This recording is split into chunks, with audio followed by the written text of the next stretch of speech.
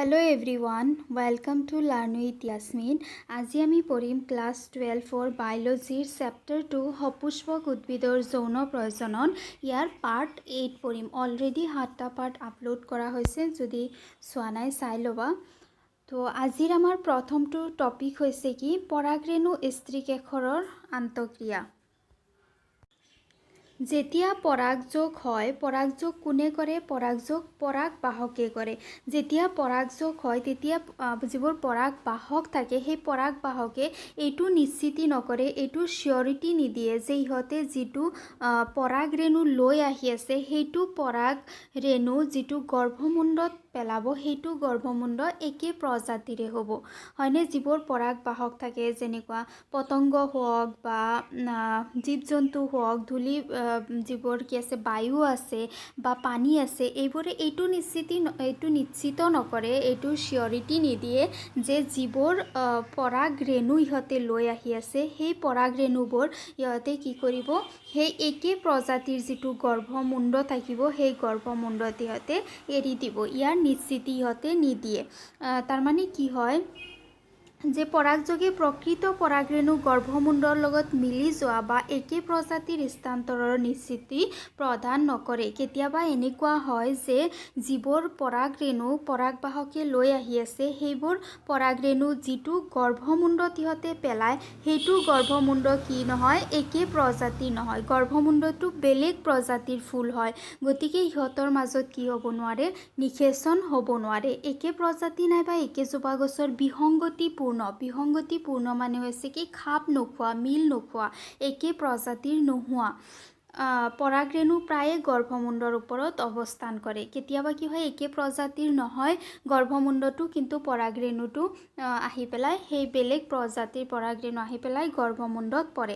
এতিয়া যিটো স্ত্ৰী স্তৱক থাকে, খাপ খোৱা হওক বা নোহোৱা হওক, এই ধৰণৰ পৰাগৰেণু বাছি ওলোৱাৰ ক্ষমতা স্ত্ৰী কেশৰৰ থাকে। এতিয়া চোৱা, যিটো স্ত্ৰী কেশৰ থাকে, স্ত্ৰী কেশৰত কি থাকে, গৰ্ভমুণ্ড থাকে, গৰ্ভদণ্ড থাকে, তাৰপিছত আৰু কি থাকে, গৰ্ভাশয় থাকে। এইবোৰৰ দ্বাৰা কি হয়, স্ত্ৰী কেশৰটো গঠিত হয়। এতিয়া যিটো স্ত্ৰী কেশৰ আছে, এই স্ত্ৰী কেশৰৰ এইটো ক্ষমতা থাকে যে এইটো খাপ খোৱা ধৰণৰ পৰাগৰেণু হয় নে নাই সিহঁতে চিনাক্ত কৰিব পাৰে। যদি খাপ খোৱা ধৰণৰ হয় তেতিয়াহ'লে কি কৰে, খাপ খোৱা স্ত্ৰী কেশৰক সেই পৰাগৰেণুৱে গ্ৰহণ কৰে আৰু পৰাগযোগৰ পিছৰ কাৰ্যসমূহ কৰি যাবলৈ উৎসাহ জগায়, যাৰ ফলত নিষেচন কাৰ্য সংঘটিত হয়।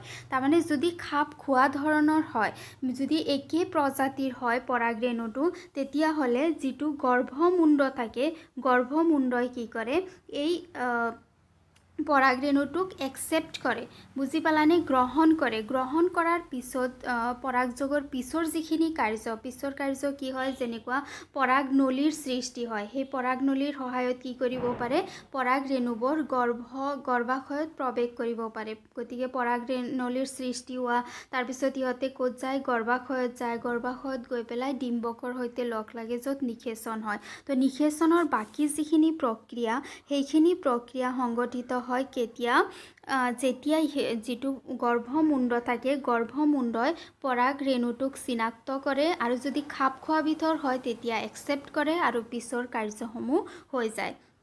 যদি পৰাগৰেণু খাপ নোখোৱা ধৰণৰ হয় তেতিয়া গৰ্ভমুণ্ডত পৰাগৰেণুৰ অংকুৰণত বাধা দিয়ে নাইবা গৰ্ভদণ্ডত পৰাগনলিকা বিকাশত বাধা দি স্ত্ৰী কেশৰে ইয়াক প্ৰত্যাখ্যান কৰে। এতিয়া চোৱা, যদি কি হয়, যিটো পৰাগৰেণু আহিছে, পৰাগৰেণুটো যদি খাপ খোৱা বিধৰ নহয়, যদি বেলেগ প্ৰজাতিৰ হয়, তেতিয়াহ'লে কি কৰে, যিটো গৰ্ভমুণ্ড থাকে, গৰ্ভমুণ্ড ইয়াক অংকুৰণত বাধা দিয়ে। অংকুৰণ মানে কি, যেতিয়া তোমালোকে গুটি এটা ৰুই দিয়া, মাটিৰ তলত ৰুই দিয়াৰ পিছত গুটিটো কি হয়, এই মাটি ডৰাত লাগি ধৰি পেলাই ইয়াতে গজালি মেলে, সেইটোকে অংকুৰণ হোৱা বুলি কোৱা হয়। তাৰমানে পৰাগৰেণুটো কি হয়, যিটো গৰ্ভমুণ্ড থাকে, গৰ্ভমুণ্ডত আহি পেলাই ইয়াতে লাগি ধৰে, যাক অংকুৰণ হোৱা বুলি কোৱা হয়। যদি কি হয়, পৰাগ ৰেণু যিটো থাকে, পৰাগ ৰেণুটো যদি একে প্ৰজাতিৰ হয় তেতিয়াহ'লেহে ইয়াতে কি হ'ব পাৰে, অংকুৰণ হ'ব পাৰে, তাৰমানে লাগি ধৰিব পাৰে গৰ্ভমুণ্ডত। আৰু যদি একে প্ৰজাতিৰ নহয় তেতিয়াহ'লে ইয়াক অংকুৰণ হ'ব নিদিয়ে গৰ্ভমুণ্ডই, অংকুৰণ হ'ব নিদিয়ে। তাৰপিছত যিবোৰ গৰ্ভদণ্ডত যিবোৰ পৰাগনলিকাৰ সৃষ্টি হয়, যিবোৰ পৰাগনলিকাৰ সৃষ্টি হয় গৰ্ভদণ্ডৰ ভিতৰত, যাৰ সহায়ত পৰাগ ৰেণুবোৰ গৰ্ভাশয়ত প্ৰৱেশ কৰে, সেই পৰাগ নলিকা বিকাশত বাধা দিয়ে, পৰাগ নলিকাসমূহক বাঢ়িব নিদিয়ে, সৃষ্টি হ'ব নিদিয়ে, ইয়াক প্ৰত্যাখ্যান কৰে। তাৰপিছত কি কৰে, স্ত্ৰী কেশৰে নিজৰ ক্ষমতাৰ দ্বাৰা পৰাগৰেণু চিনাক্ত কৰাৰ পিছত গ্ৰহণ নাইবা প্ৰত্যাখ্যান কৰাটো হৈছে পৰাগৰেণু আৰু স্ত্ৰী কেশৰৰ মাজত চলি থকা এটা আন্তঃক্ৰিয়াৰ ফলশ্ৰুতি।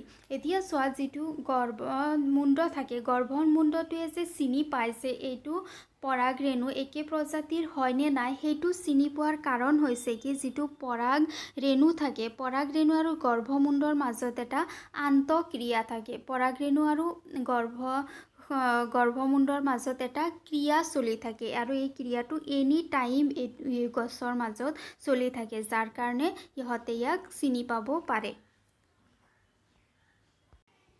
তো এইখিনি হৈ গ'ল। এতিয়া নেক্সট পেজত চাওঁ কি আছে। এয়া চোৱা পিকচাৰ, এইটো যিটো প্ৰথম পিকচাৰ হৈছে, এইটো হৈছে কিদৰে পৰাগ ৰেণুবোৰ আহি পেলাই গৰ্ভমুণ্ডত পৰে, গৰ্ভমুণ্ডত পৰাৰ পিছত যে অংকুৰণ হয়, অংকুৰণ এনেদৰে হয়। তাৰমানে এইটো অনুবীক্ষণ যন্ত্ৰৰ সহায়ত চোৱা হৈছে অংকুৰণটো, তোমালোকে চাব পাৰিবা। ইয়াৰ পিছত আমি পাম কেনেদৰে তোমালোকে অনুবীক্ষণ যন্ত্ৰৰ সহায়ত অংকুৰণৰ বিষয়ে, পৰাগনলী সৃষ্টি হোৱাৰ বিষয়ে চাব পাৰা। তাৰপিছত এইটো ঘ নম্বৰটো হৈছে কেনেদৰে পৰাগনলীৰ সৃষ্টি হয়। ইয়াতে ডাঙৰ দেখা গৈছে কাৰণ অনুবীক্ষণ যন্ত্ৰত তলত দেখুওৱা হৈছে কাৰণে। এইবোৰ যিবোৰ যে কলা কলা যে দেখিছা, এইবোৰ হৈছে গৰ্ভাশয়ৰ যিটো ৱাল থাকে সেইটো, আৰু এই মাজত যে দেখা পাইছা ৰঙীন, এইখিনি হৈছে পৰাগনলী। এইটো চোৱা, এইটো পিকচাৰত ভালকৈ গম পাবা। পিকচাৰ গ, ইয়াতে চোৱা কেনেদৰে পৰাগনলীৰ সৃষ্টি হয়। আমি জানো যে যিবোৰ সহকাৰী কোষ থাকে, যিবোৰ সহকাৰী কোষ থাকে, সহকাৰী কোষবোৰে কি কৰে, সহকাৰী কোষবোৰে যিটো পৰাগনলিকা থাকে, পৰাগনলিকাসমূহ সৃষ্টি হোৱাত সহায় কৰে, হয়নে? এইটো সহকাৰী কোষে চোৱা কেনেদৰে পৰাগনলিকা সৃষ্টি কৰাত সহায় কৰিছে।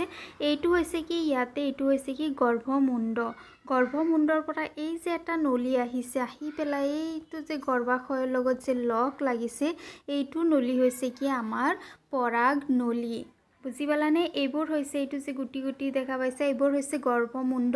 গৰ্ভমুণ্ডত যেতিয়া আহি পেলাই পৰাগ ৰেণু পৰে, তাৰপিছত এনেদৰে এটা পৰাগনলীৰ সৃষ্টি হয়। আৰু পৰাগনলীৰ সৃষ্টি হওঁতে সহায় কৰে কোনে? সহকাৰী কোষে। সহকাৰী কোষে সহায় কৰি পথ নিৰ্দেশনা কৰে, মানে কোনফালে হয় গৰ্ভাশয়টো সেইটো দেখুৱাই দিয়ে সহকাৰী কোষে। তাৰপিছত এনেদৰে পৰাগনলীৰ সৃষ্টি হয় আৰু পৰাগ ৰেণুবোৰ গৰ্ভাশয়ত প্ৰৱেশ কৰিব পাৰে। ইয়াতে আছে গৰ্ভাশয়টো। এতিয়া চোৱা, এইটো যিটো আন্তঃক্ৰিয়া আছে, স্ত্ৰী কেশৰ আৰু কি হয়, পৰাগ ৰেণু, স্ত্ৰী কেশৰ আৰু পৰাগ ৰেণুৰ মাজত যে এটা আন্তঃক্ৰিয়া আছে, সেই আন্তঃক্ৰিয়াৰ বিষয়ে উদ্ভিদ বিজ্ঞানীসকলে জাষ্ট কেইটামান বছৰ আগতেহে কি কৰিছিল, পৰীক্ষা নিৰীক্ষা কৰিছে। তাৰমানে পৰাগ ৰেণু আৰু স্ত্ৰী কেশৰৰ মাজত যিটো আন্তঃক্ৰিয়া থাকে, আন্তঃক্ৰিয়াৰ কাৰণে কি হয়, ইহঁতে একে প্ৰজাতিৰ পৰাগ ৰেণুসমূহক যে চিনি পাব পাৰে, সেই বিষয়ে বহুত আগতে একো হোৱা নাছিলে। জাষ্ট উদ্ভিদ বিজ্ঞানীসকলে এই বিষয়ে প্ৰত্যাখ্যান কৰিছে। এতিয়া চোৱা, যিবোৰ কি থাকে, পৰাগ ৰেণু থাকে, আমি জানো যে পৰাগ ৰেণুসমূহত কি থাকে, এটা বস্তু থাকে, নাম মনত আছেনে? স্পৰপলেনিন নামৰ এবিধ পদাৰ্থ থাকে, জৈৱিক পদাৰ্থ থাকে, যাৰ কাৰণে পৰাগ ৰেণুসমূহ উচ্চ উষ্ণতা, শক্তিশালী এচিড এইবোৰৰ পৰা কি হয়, ৰক্ষণাবেক্ষিত হৈ থাকে বহু দিনলৈকে, ইহঁতে বেয়া নোহোৱাকৈ থাকে স্পৰপলেনিনৰ কাৰণে। কিন্তু পৰাগ ৰেণুত এনেকুৱা দুটা কি আছে ছিদ্ৰ আছে, এনেকুৱা দুটা ফুটা আছে য'ত স্পৰ পলেনিন নাথাকে আৰু সেই ছিদ্ৰ দুটাৰ নাম হৈছে কি জনন ৰন্ধ্ৰ। তোমালোকে আগতে আই থিংক পাৰ্ট 2 ভিডিঅ' যিটো আছে তাতে তোমালোকে পাইছা যে ছিদ্ৰ দুটাৰ নাম হৈছে কি জনন ৰন্ধ্ৰ। এতিয়া যেতিয়া পৰাগযোগ হয়, পৰাগযোগ হোৱাৰ লগে লগে পৰাগ ৰেণুৰ যে কি থাকে এই জনন ৰন্ধ্ৰ যে থাকে, জনন ৰন্ধ্ৰৰ সহায়ত অলপমান পৰাগ নলী বাহিৰৰ ফালে ওলাই আহে, বাহিৰৰ ফালে ওলাই আহি ইহঁতে কি কৰে যিটো গৰ্ভমুণ্ড থাকে গৰ্ভমুণ্ডত অংকুৰিত হয়। বুজি পালা? তাৰ মানে কি হয় পৰাগ ৰেণু যিটো থাকে তাতে জনন ৰন্ধ্ৰ থাকে, সৰু ফুটা থাকে, সেই ফুটাৰ সহায়ত অকণমান পৰাগ নলী ওলাই পেলাই আহি যিটো গৰ্ভমুণ্ড থাকে গৰ্ভমুণ্ডত অংকুৰণ হয়। অংকুৰণ হোৱা মানে কি লাগি ধৰা হয়নে, গৰ্ভমুণ্ডৰ লগত লাগি ধৰে যেতিয়া পৰাগযোগ হয় তেতিয়া। তাৰপিছত এই পৰাগ ৰেণুত যিবোৰ উপাদান থাকে সেই উপাদানসমূহ যিটো পৰাগ নলীৰ সৃষ্টি হয় লাহে লাহে, সেই পৰাগ নলীৰ সহায়ত ইহঁতে কি কৰে গৰ্ভমুণ্ডৰ পৰা গৰ্ভদণ্ডৰ সহায়েদি গৰ্ভাশয় পায়গৈ। যিটো ফুল থাকে, ফুল এনেকুৱা থাকে ৰাইট, এনেকুৱা ধৰণৰ ফুল থাকে। ফুলত কি হয় ইয়াতে আমাৰ থাকে কি গৰ্ভমুণ্ড, ইয়াতে কিহৰ সৃষ্টি হয় গৰ্ভদণ্ড থাকে, গৰ্ভদণ্ডৰ ভিতৰত কিহৰ সৃষ্টি হয় পৰাগনলীৰ সৃষ্টি হয়, আৰু ইয়াতে থাকে আমাৰ কলহৰ দৰে অলপমান ফুলা গৰ্ভাশয়। গতিকে পৰাগ ৰেণুসমূহ যেতিয়া ইয়াতে পৰে গৰ্ভমুণ্ডত পৰে, ইহঁতে অকণমান পৰাগনলী ওলাই পেলাই ইয়াতে অংকুৰণ হয়, লাগি ধৰে, লাগি ধৰাৰ লগে লগে সহায়কাৰী কোষে সহায় কৰে আৰু ভিতৰত এটা গৰ্ভদণ্ডৰ ভিতৰত এটা নলিকাৰ সৃষ্টি হয় পৰাগ নলিকাৰ, আৰু সেইটোৰ সহায়ত ইহঁতে ইয়াতে যিটো গৰ্ভাশয় থাকে তাত আহি পায়। তোমালোকে আগতেও পাইছা যে উদ্ভিদত কি থাকে দুটা কোষীয় পৰাগৰেণুৰ সৃষ্টি হয়। সেই পৰাগৰেণুৰ কোষ দুটা হৈছে এটা অংগজ কোষ আৰু এটা জননক্ষম কোষ, আৰু এই জননক্ষম কোষটোৱে প্ৰজনন বা নিষেচনত ভাগ লয়। এতিয়া যেতিয়া কি হয় যে যেতিয়া পৰাগযোগ হয়, পৰাগযোগ হোৱাৰ লগে লগে উদ্ভিদত কিহৰ সৃষ্টি হ'বলৈ ধৰে ফুলত পৰাগ নলীৰ সৃষ্টি হ'বলৈ ধৰে। যেতিয়া পৰাগ নলী বৃদ্ধি হৈ থাকে গৰ্ভাশয়ৰ ফাললৈ বৃদ্ধি হওঁতে কি হয় ইয়াতে যিটো জননক্ষম কোষ থাকে, এইটো যিটো জননক্ষম কোষ থাকে জননক্ষম কোষটোৱে বিভক্ত হয় দুটা ভাগত, বিভক্ত হৈ দুটা পুংজনন কোষলৈ পৰিণত কৰে। তেনেহ'লে টোটেল কেইটা কোষৰ সৃষ্টি হ'ল এটা অংগজ কোষ প্লাছ কি হ'ল জননক্ষম কোষটো দুটা ভাগত বিভক্ত হ'ল, তেনেহ'লে তিনিটা কোষৰ সৃষ্টি হ'ল। প্ৰথমতে দ্বিকোষীয় থাকে, তাৰপিছত ইহঁতে তিনিকোষীয় সৃষ্টি হয়। এইটো যে তিনিটা যে কোষ থাকে ইয়াৰে দুটা কোষ যিটো জনন কোষৰ ভাগ হৈ দুটা পুংজনন কোষৰ সৃষ্টি হ'ল, এই পুংজনন কোষ দুটাই কি কৰে যেতিয়া পৰাগ নলীৰ আৰম্ভ হয়, পৰাগ নলী বৃদ্ধি হোৱা যেতিয়া আৰম্ভ হয়, সেই আৰম্ভ হওঁতে এই তিনিকোষীয় অৱস্থাত নিষ্কাশিত হয়, আৰু এনে ক্ষেত্ৰত পুংনলীয়ে আৰম্ভণিৰ পৰাই দুয়োটা পুংজনন কোষ বহন কৰে। বুজি পালানে? যেতিয়া পৰাগনলীৰ সৃষ্টি হয় তেতিয়াই এই যে দুটা কোষ যে আছে এই কোষ দুটা কি হয় পৰাগনলীৰ ফালে গৰ্ভাশয়ৰ ফালে প্ৰথমৰ পৰাই অৱস্থান কৰে। তাৰপিছত আমি কি জানো যে পুংনলীৰ গৰ্ভাশয়ৰ ভিতৰত ডিম্বক ৰন্ধ্ৰ থাকে। মনত আছেনে ডিম্বক ৰন্ধ্ৰ যে থাকে, যে ডিম্বকত এটা অংশ থাকে যিটো অংশক ডিম্বকটকে আৱৰি নাৰাখে, সেই অংশটো এইটো অংশক কি বুলি কোৱা হয় ডিম্বক ৰন্ধ্ৰ বুলি কোৱা হয়। সেই ডিম্বক ৰন্ধ্ৰত কি পাইছিলোঁ আমি সহায়কাৰী কোষ থাকে।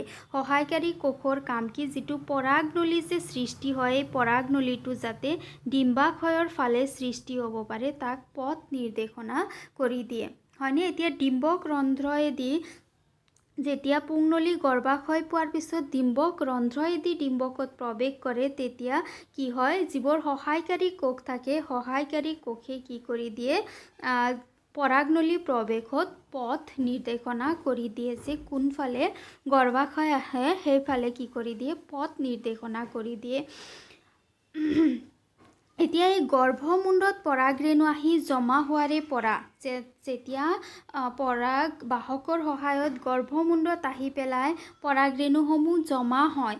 জমা হোৱাৰ পৰা আৰম্ভ কৰি ডিম্বকত পৰাগনলী প্ৰৱেশ হোৱালৈকে যিখিনি ঘটনা আছে, আমি যে পঢ়িলোঁ কিমানখিনি ঘটনা আছে যে ইহঁতে একচেপ্ট কৰিবনে নাই, একে প্ৰজাতিৰ হয়নে নাই, তাৰ পৰা আৰম্ভ কৰি ইয়াৰ ভিতৰত যে পৰাগনলীৰ সৃষ্টি হয়, জনন কোষ আৰু অংগজ কোষৰ জনন কোষটো ভাগ হৈ 3 কোষীয় হৈ যায়। এই গোটেইখিনি যে আমি পঢ়িলোঁ পৰাগযোগৰ পৰা আৰম্ভ কৰি, সেই গোটেইখিনিক কি বুলি কোৱা হয়? পৰাগ ৰেণু আৰু স্ত্ৰী কেশৰৰ আন্তঃক্ৰিয়া বুলি কোৱা হয়। যিটো আন্তঃক্ৰিয়াৰ বিষয়ে আমি পঢ়িছিলোঁ যে এইটো আন্তঃক্ৰিয়াৰ কাৰণে কি হয়, যিটো গৰ্ভমুণ্ড থাকে, গৰ্ভমুণ্ডই পৰাগ ৰেণুটো একে প্ৰজাতিৰ হয়নে নাই চিনি পাব পাৰে, সেই আন্তঃক্ৰিয়া হিচাপে গণ্য কৰা হয়।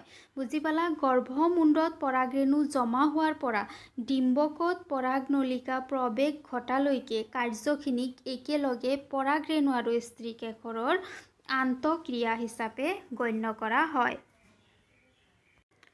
আমি এতিয়া কি বুজি পালোঁ যে পৰাগ ৰেণু আৰু স্ত্ৰী কেশৰৰ মাজৰ আন্তঃক্ৰিয়াটো কি হয়? পৰাগ ৰেণু আৰু স্ত্ৰী কেশৰৰ আন্তঃক্ৰিয়া এবিধ গতিশীল প্ৰক্ৰিয়া হয়। এইটো এনি টাইম চলি থাকে, য'ত পৰাগ ৰেণুসমূহৰ চিনাক্তকৰণ হয়। তাৰপিছত যদি একে প্ৰজাতিৰ হয় তেতিয়াহ'লে তাক গ্ৰহণ কৰা হয়, নহ'লে প্ৰত্যাখ্যান কৰা হয়। আৰু যদি গ্ৰহণ কৰে তাৰ পিছৰ যিবোৰ কাৰ্যপ্ৰণালী আছে, পৰাগনলীৰ সৃষ্টি হোৱা, অংগজ কোষ জনন কোষসমূহৰ বিভাজন হোৱা, এইবোৰ প্ৰক্ৰিয়া হৈ থাকে। এতিয়া কিছুমান এনেকুৱা ধৰণৰ উদ্ভিদ প্ৰজনক আছে যিয়ে কি কৰিব পাৰে, এইটো যে পৰাগ ৰেণু আৰু স্ত্ৰী কেশৰৰ মাজৰ যে আন্তঃক্ৰিয়া, সেই আন্তঃক্ৰিয়াৰ হেৰফেৰ কৰিব পাৰে।